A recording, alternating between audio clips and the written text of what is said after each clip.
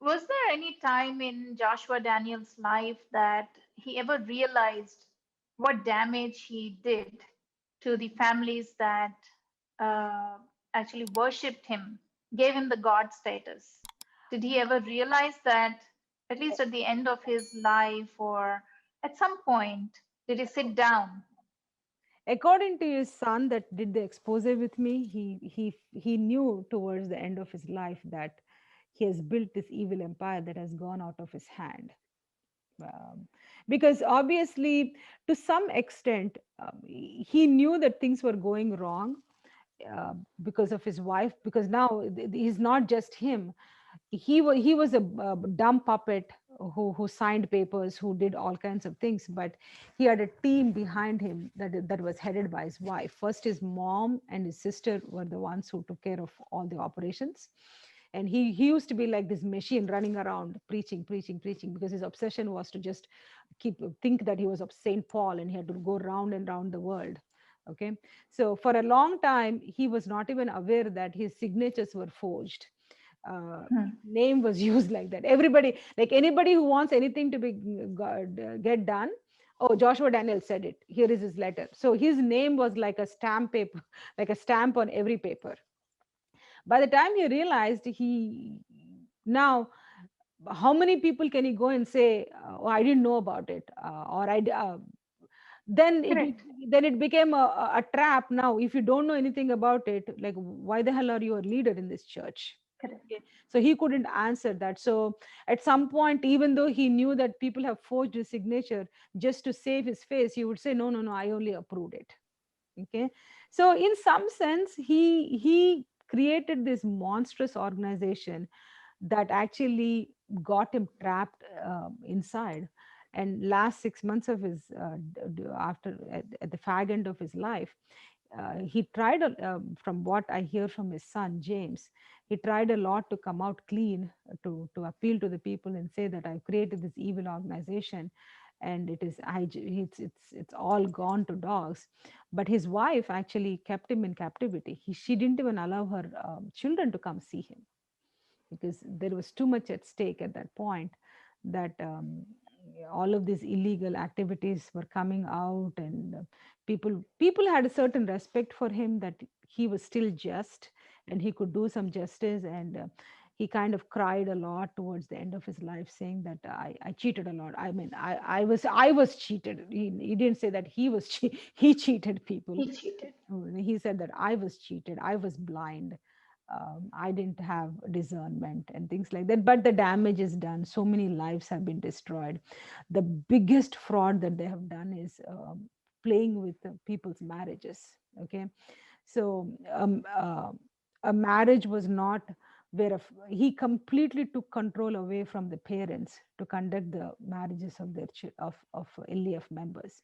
Even as a child, I used to remember he would come to Hyderabad maybe 2 or 3 times a year, and his stay used to be very brief, like maybe a day or two. And all of these girls, that the girls or families, would have to stand up in a queue outside his room to see if he would suggest somebody for marriage. Okay, and he would, and then he would suggest somebody. Next time he would tell them, okay, you pray about this boy, or whatever came to his mind at that point was the will of God. Hmm. And if somebody said, I didn't get God's will, they go back in the line. And so Oh, every time you missed seeing him, another year got added for your child not being married. And they got pushed and pushed and pushed. So the girls came into their 30s. By then, it didn't matter whom they married as long as they married. So he pushed them to such an extent where um, there's no more choice. There's no more wanting hmm. something done for them. Wow. If I'm getting married, that's enough. He created such an oppressive system, and broken families, broken individuals. So it is a group of broken, retarded, brainless, unintelligent group of people who, the moment you say anything about Joshua Daniel will come in herds to attack you like monkeys. So it is such a uh, I mean, it's not even a civil society anymore. And with the kind of exposure that I'm doing, they must be crying buckets, see, thinking that I have to be cursed. I have this is my I'm going to go mad. Somebody, if you see my the video, I moderate those things because I don't even want the audience to see these buffoons acting like this, because it would actually it will actually make how do I say it? It devalues humanity Correct. with the kind of Correct. brainless comments that these people put out. If you hear, Yeah. some good well-meaning Christians might also be bucketed with these buffoons and be looked down upon. That is the kind of disgrace these people are. So, Mary, from what you tell me about Joshua Daniel, also his narcissism and him equating himself with the likes of Tatas and Birla. So this guy had to have a lot of superiority complex, the supremacist attitude. So when if he could make use of the caste hierarchy to his advantage, how much more was he practicing what he was preaching? I mean, was he really practicing what he was preaching? In the sense, he was always preaching about equality, like every Christian evangelist out there says, we have come to give equality to the, Indian society and all that. So, how was his life? How was he conducting his life? Was he really treating everybody with equality? Now, here is the thing, Esther. If you see him preaching on his pulpits, bombarding messages, I am here to wash your feet. Who am I to be proud? We used to joke. He was one man who is proud that he's humble. Okay, he was proud of being humble. So that is the kind of narrative. Okay, and in private, he was an arrogant and inhuman, anything you would call it, but everything passed off as being the true servant of God. He had the authority bestowed on him because of the calling he had to serve God. Okay, I'll give you a very interesting anecdote from my own personal life. And see, I actually, thanks to him, that today I am what I am in some sense. When I was contemplating marrying my husband, of course, he proposed to me. He was he's a Tamil Brahmin, and I lost my friend, and Suresh is my friend's older brother, and it was a common loss probably that brought us together.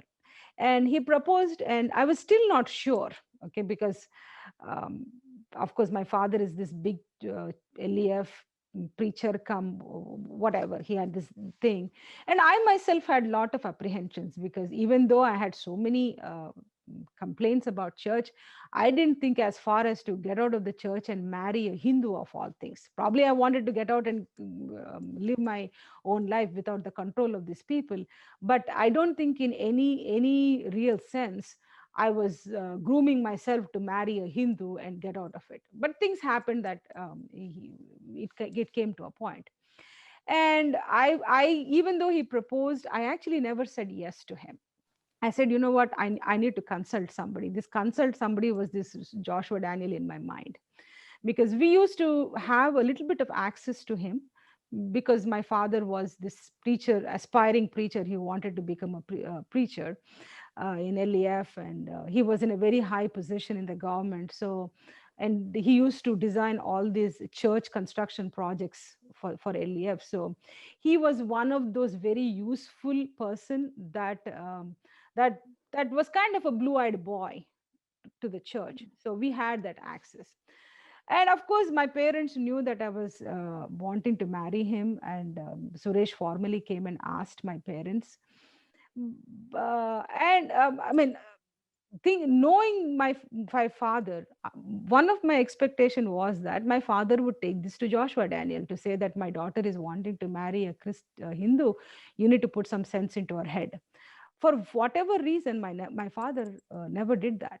Okay, which is a very surprising thing to me to think about it today. As much as he wanted to be part of this church, why would he keep that as a secret from Joshua Daniel? I never understood that.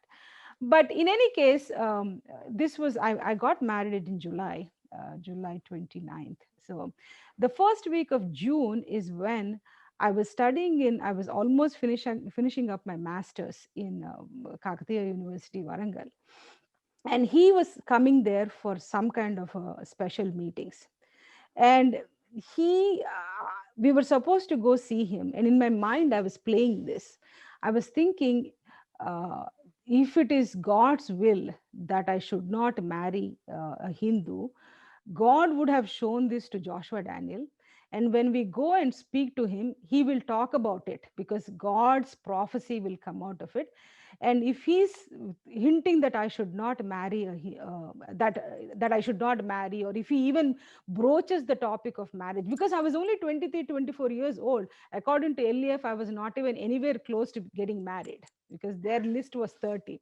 But in my mind, I was thinking some miracle will happen. God will show to him that I'm trying to marry a Hindu, and he is going to directly talk to me and tell me that you should not do it or you should do it. Let me wait to see him, because I mean that is the kind of blind faith in some sense we had in him. And of course, we went to see him. He was in Warangal in a hotel. My parents and my brothers, my two younger brothers, we all went. Just I think 3 4 months or even few months before that, my mother had a major hernia surgery, and she was still recovering from that. So when we went entered it, like a plush suite, like even in a place like Warangal, the best hotel is where they get to stay. We entered in, and as he entered the room, he said, "Oh, sit down." And my poor mother, she grabbed a chair from there and she was about to sit down, like she was just resting her hands and about to sit down. He was so angry that my mother was grabbing a chair to sit down. And he said, "Don't you know that in front of God's children, you're not supposed to sit in a chair?" I'm like, "What?" I mean, but I've never seen this kind of discrimination and yelling at my mother in such close quarters before. And like I was looking at my father, trying to see if he could come for her to her rescue. And my brothers were like, my youngest brother, he was really young at the time, probably he was 16, 17 years old. The guy got red with anger. And I was looking around to see, and my poor mother, she just cried and she just uh, landed on the ground. She just sat on the ground, like, and then she started crying. This such an angry filled emotional.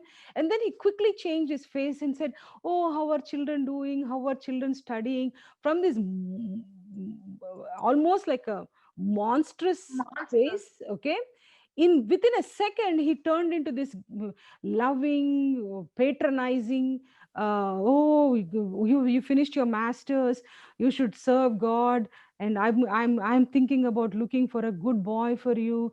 Don't be in a hurry, the world is bad." I just walked out of there, and the first thing that I did was I ran to, in those days there used to be public telephone booths. I told Suresh, "I'm in. Tell me where you want me to come and marry you. I'll marry you." That was the that was the thing that I decided. I said, "You know what? Such a fool. I was thinking he was going to control my life.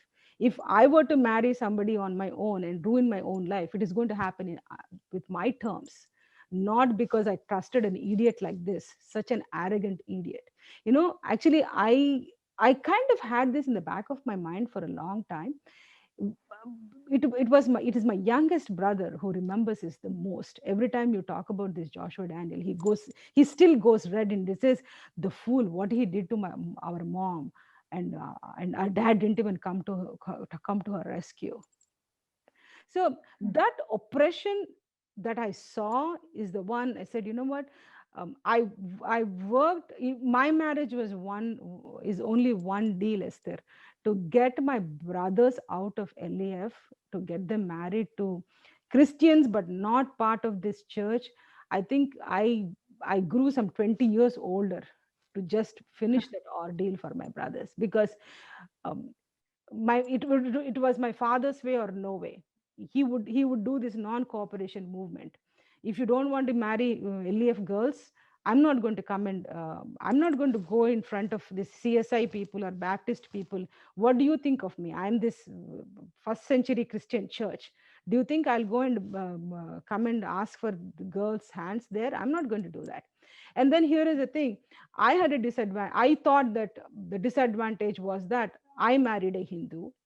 So every time we went to look for girls, I had to give this story. Oh, no, no, I married a Hindu. My father is part of a cult, so he won't come. Like, who would give a girl when you give all these disclaimers?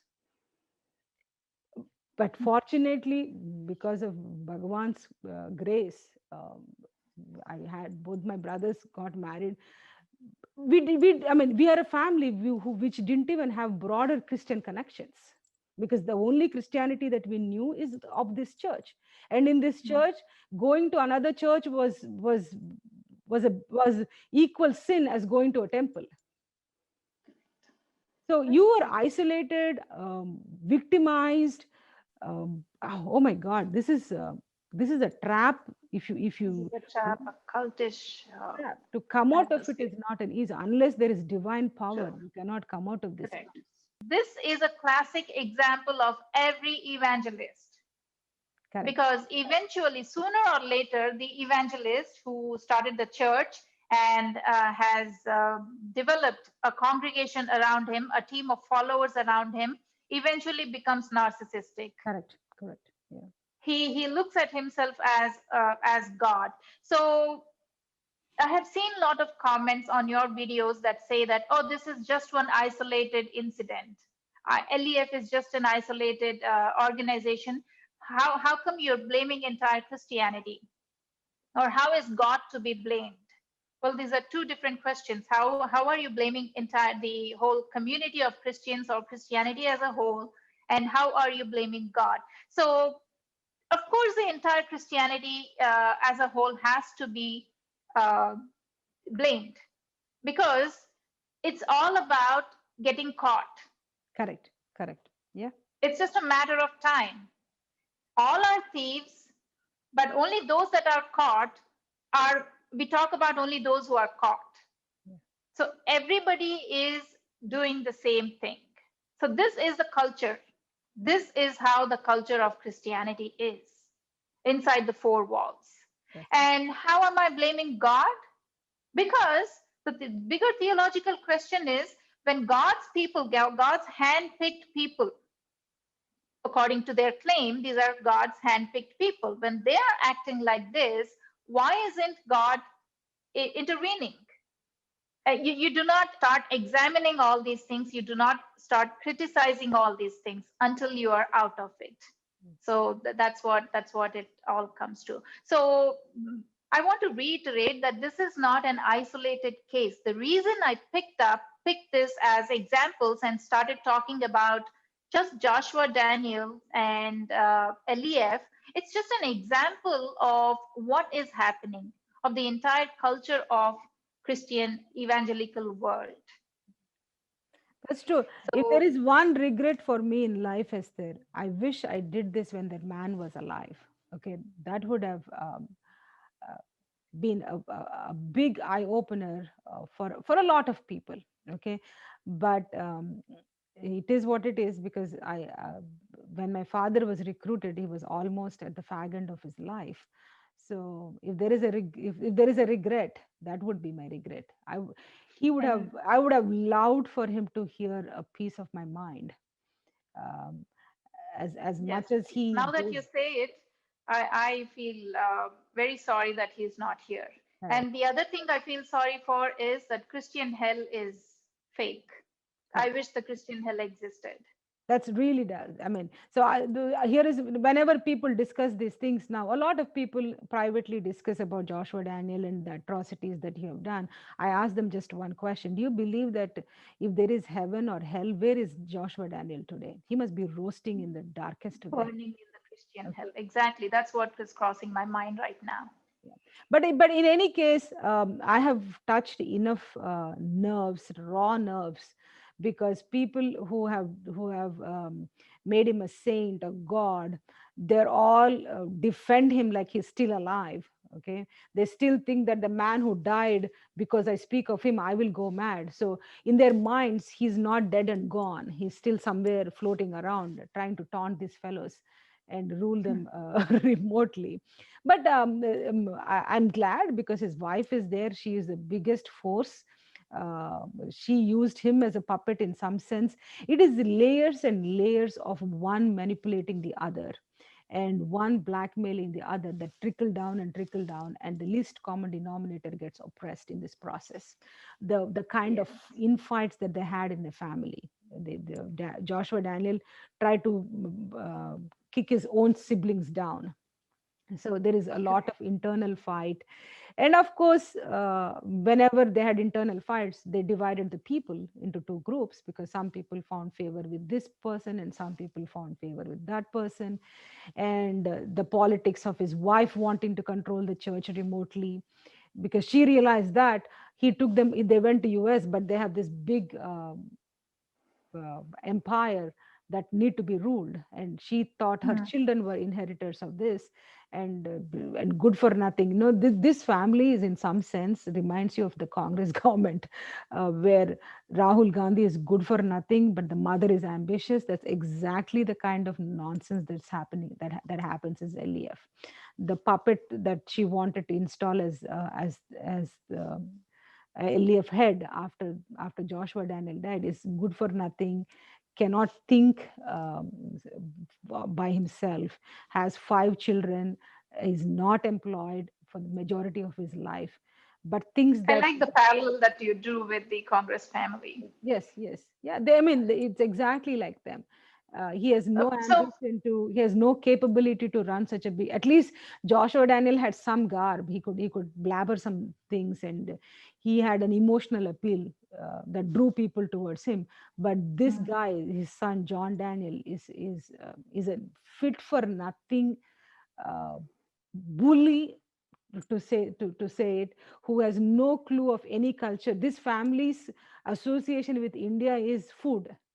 Oh, we are mm, all Indians because we like dosa. Like, come on now. right. The Kamala Harrises and and the Congress people.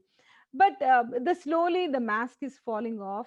So, As how does Mrs. Daniel react to your videos if she happens to be watching them? Of course, she does. She ran away after my first expose. She told her people that she has to go and vote for. She has to come and participate in U.S. elections. Never mind that she's not a U.S. citizen. She's a green card She's holder. not? Okay. She's a green card Okay. holder. So finally, Mary, I just want to ask this last thing. So with the expose that you are doing right now, what is your goal of it? What is the end goal? Because the family is never going to come out clean and fall to their knees and ask for forgiveness either from the people that they have wronged or from the force, the universal force, the Shakti or whatever, or their God. So they're not going to do any of these things. So what is it that you are expecting out of this whole deal that you are going through? So this expose, in some senses, Esther, is to cast light on the illegal operations of the church. Okay, the magnitude of how big all of these are. Like, just By church, do you mean just the LEF church Yes. or the church with the LEF church. capital So C? here is the thing. When I started this expose, I needed to give a little bit of information. Like I started talking about Christianity and all those things only 5 6 months ago. When I decided to do this expose, I said, you know what? I don't want to come out and do an expose. Let me go ahead and give a little bit of information about what is Christianity, what is missionary activity, how are tithes collected. So I did like 3 4 videos before I started this expose. Now, come to find out, all these so-called Christian foot soldiers, and you and I are in the same boat. They spinned so many videos about that I am demon possessed or I married a Hindu. That's why I am against Christianity. They spoke too soon. Okay.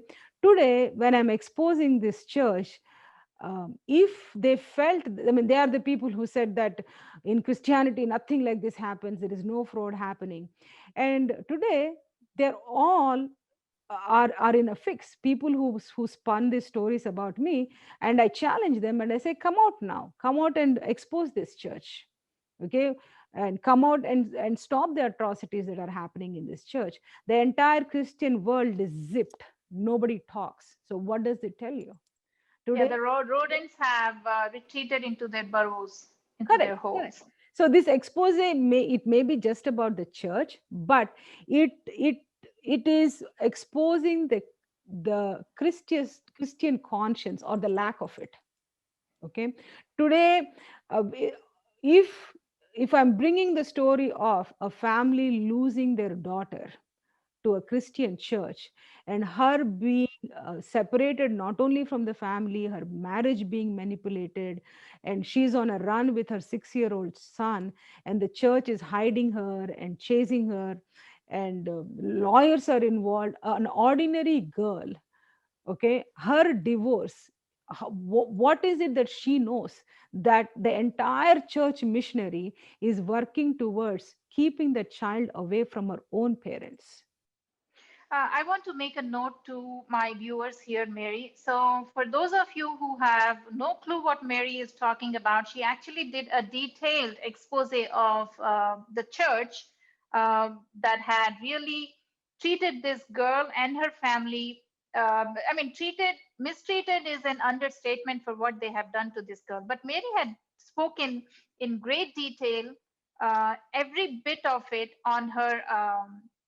And published it on her channel, right, Mary? Yes, yes, yes. Yeah. So it's called Mary Suresh, Iyer, yes, ma'am. the YouTube channel. So those of you who have no clue what she's talking about, I would request you to go on there and watch the entire expose of this family and what the family has been put through by this church. Just because they were associated with the church, their mistake was they got trapped into this church. Nothing big, nothing more, and they had a pretty looking daughter to add to it. That's basically what it is. And today, Correct. the entire Christian missionary is quiet. And a person like me has to take it up. And the only reason I came to know about it was because my father was instrumental in removing this family, and he took over from where they were kicked out. Okay. And Okay. today, the underbelly of Christianity is exposed in India big time. And uh, So what your goal? You want to go back to it? okay. So the goal is for me to shine a lot of light on the economics of Christianity. Okay. Where is the money coming from? Where is the money going? How much money is collected? So if lines are, if stars align, and if everything works as per the plan, we our expectation is that there will be an investigation into this church activities that would actually An official investigation, an official investigation by the a governmental. Oh, governmental, yes. okay. Okay.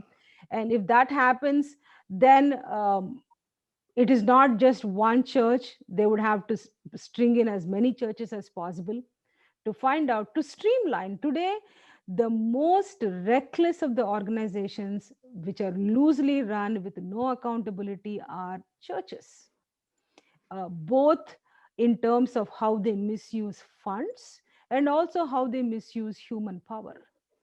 And it is high time that the civil societies cast their attention on what is happening in Christian societies, the oppression that is happening in Christian societies, the kind of human misery that you see in Christian societies has no parallel anywhere else. um, Correct. okay, Correct. It's no. much more like, yeah, it's much more dangerous than even the entertainment industry, Yes. because the entertainment industry is at least accountable. There are so many monitoring bodies Yes. sitting above the entertainment industry.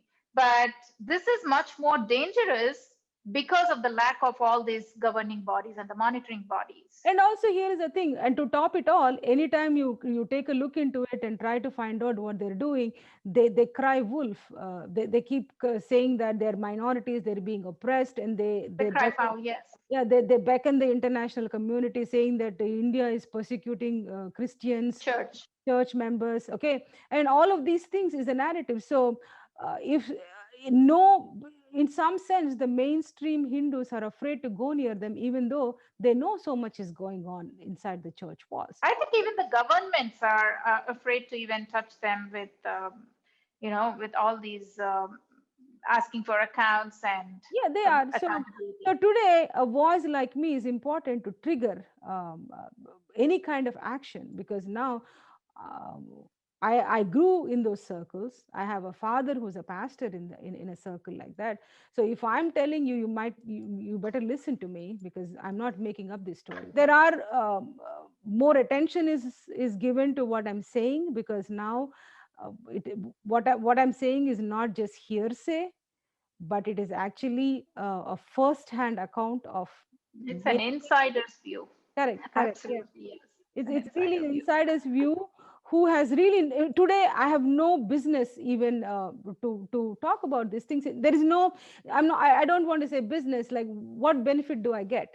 I'm happily married. I don't even live in this country in some and I'm far away, and I have no Christian connection. It's not like I'm trying to become a Christian leader, and that's why I'm trying to expose and take off their positions. I have no Mm. aspirations like that. So you So have no motivation other than to expose the truth. that's right. So Maybe save thousands of gullible people that are going to be a part of this, that would be a part of this church. yeah, so at least those people who are thinking that everything on the other side is green and it's all a happy family of everybody singing carols and running around the Christmas trees and decorations, Christmas cakes, Santa Claus. And No, all heaven bound. all heaven bound. There is the darkest hells exist in Christian churches, and I call them hell Yes. holes for a reason. Yes, yes. So yeah, that's a great goal, Mary. I think after the investigations of KP Yohanan, Yes, yes, the yeah. Believers Church, Gospel for Asia, I'm hoping it's LEF next, and I hope your goal will be accomplished in the very near future. That's right. And we all will be looking out for that news. We'll be waiting for that news. And thank you for being on the show. Always a pleasure to talk with you. Okay, thank you so much. Thank you, intellectual, I think. Thank you, Kshatriya. Intellectual Kshatriya Group. We count on you. If any one of you can be part of this expedition of exposing these people, giving us some ideas on what governmental agencies can work on these things, you can leave your comments with Esther, or you can contact me directly. It is our dharma. Today, our land is bleeding more than anything else. It is our swadharma that we need to these are our people. And at some vulnerable points, they went inside these churches. So don't look at it like a way of A personal. yeah, it is not even that, oh, they went their way, so let them learn their lesson. No, their a Christian saved is many generations of children being saved. So, and anybody who can help in any way, so that we can gain their confidence back. Most of these Christians are very gullible, innocent people in some sense. So they have been sold out to these narratives that Hindus are monsters, they're coming and getting you, this victimization that they are taught. All of these things have to be dispelled. And helping a family like this in any way possible will build that confidence that we are on their side, we're on the side of the oppressed. Uh, even though they sit and badmouth us day in and day out. Okay, sometimes um, I think even the Bible they say, right, you need to pour coal, like praising your enemy is like pouring coals on his head, or something Yeah, similar. yeah, yeah, So sometimes you have yeah. to win them over, your enemy, with love. And this is an opportunity to show them that as a society we still care for them. They're still our brothers and sisters. So anybody who can help us in this, it's a big, it's taken a lot of toll on me. I had to burn a lot of bridges because my entire family is Christians. They see it as some kind of a disgrace. There is a whole different angle to it, where in their closed Christian communities they are looked down upon, because now they see that I am washing my dirty linen in public. because now I have to include my family stories, what I have gone through as a child, to make it more impactful and more personable.